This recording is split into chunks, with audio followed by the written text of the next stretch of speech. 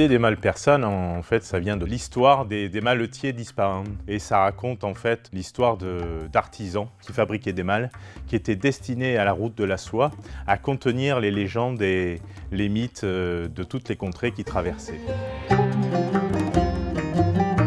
Dessiner à la main, c'est pouvoir maîtriser la densité du toucher, la vélocité, on parle de ça quand on joue du piano, et de pouvoir y mettre du caractère, de la force et des émotions lorsqu'on dessine.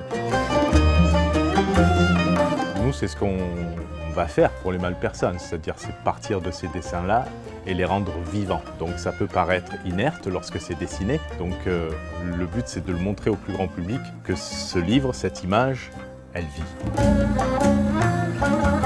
Le choix des quais d'Essonne, il nous est paru évident sur l'histoire des bâtiments où je voyais plein de fenêtres, donc c'est des boîtes à chaussures empilées où les gens vivent un peu leur vie dans l'intimité. Et donc là, les Malpersanes, ça nous permet de se dire sur les quais d'Essonne, de libérer ces légendes et ces mythes qui vont à la fois sortir et re-rentrer à l'intérieur de l'intimité de toutes ces personnes qui y vivent.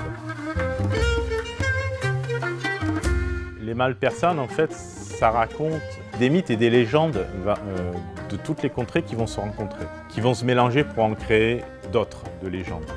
Là, c'est un peu tous ces esprits qui, ce soir-là, vont pouvoir se rencontrer et partager un moment, et que ce soit des petits ou des grands esprits, peu importe, l'important c'est qu'ils se rencontrent et qu'ils en deviennent une belle légende. Voilà, je parle de tous les humains qui seront là ce soir.